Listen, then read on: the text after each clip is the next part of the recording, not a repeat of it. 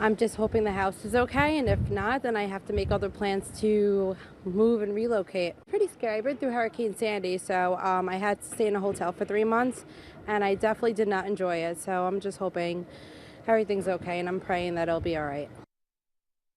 Praying for her as well. Many people affected by hurricanes Harvey and Irma, they may not be feeling as positive as the woman you just saw. And dealing with emotions after a natural disaster like these often are the hardest part of the aftermath. Joining us now to talk about how to prepare mentally and then how to cope with the stress of recovery after the storm has passed is Dr. Delvina Thomas. Dr. Thomas, thank you so much for coming on. I know it's a crazy time, not just for people that are down in the affected areas, but those that have loved ones down there. But you say that preparation is key for when an impending natural disaster or storm is coming. Yes. So with any type of event, we have to be prepared. If you live in areas that could be affected by certain type of inclement weather, preparation actually resolves any type of uncertainty or any anxiety, just being prepared for the worst. Okay, now talk about the people at home watching this show, and they have friends and loved ones. I know you mentioned at the beginning of the show, they're down there and we're up here feeling helpless. I mean, you can look and check for Facebook updates, but some people don't have power, water, they've lost each other. How do you deal with that? Yeah, and that's the most difficult part, because people who are not with their loved ones, they could be several states away. And so the first thing to keep in mind is just that you have to be very hopeful for your other family member or your loved one.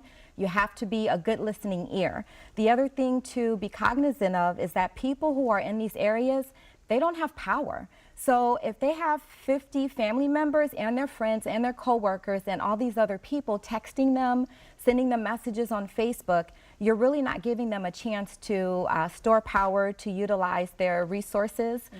You want to let them know that you're available for them and that you love them and that you care about them, but try not to interrogate, try not to ask a lot of questions, because most oftentimes people don't know the answers. So useless type questions such as, when will your power be back on? Right. You know, that's that something causes they more don't know. anxiety because they're just sitting there wondering themselves. It adds to the unknown. So you want to just be supportive, let them know that you're here, and tell them if you need anything, let us know. I think that's great. And when you're preparing for, say, a hurricane or a snowstorm, knowing that maybe you might be inside for a few days, I know we all kind of do emotional eating. Right. You know, whether it's bad food or chips. Now, you had to evacuate. You came up here on Thursday. You live in Florida. Yes. But you're from here. But you were evacuated on Thursday, and we were talking about how you see everything on Facebook, and people are talking.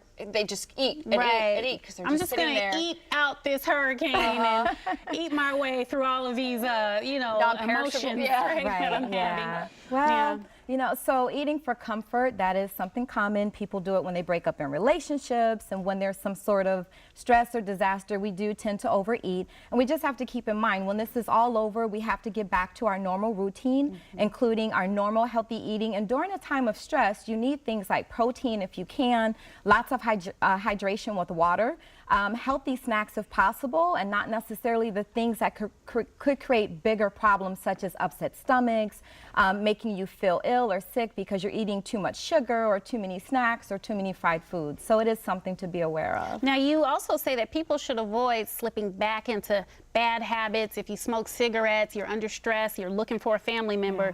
How do they do that, though, when it's kind of like a natural reaction? So, you know, I've talked before about being very proactive, meaning you have to prepare yourself prior to the event occurring. So if we maintain a routine of doing healthy things on a consistent basis, such as meditating, yoga, eating healthy, hydrating, getting plenty of rest, getting sleep, then the hope is that when that disaster does occur or that unexpected event, you won't do things like overeat, you won't start smoking cigarettes again, you won't overconsume alcohol.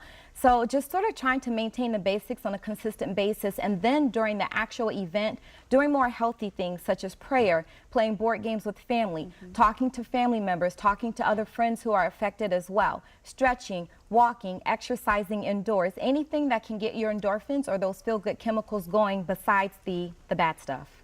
All right. Well, Dr. Thomas, thank you so much. Such wonderful information for those affected and those of us up here wondering. We appreciate you coming on. Yep.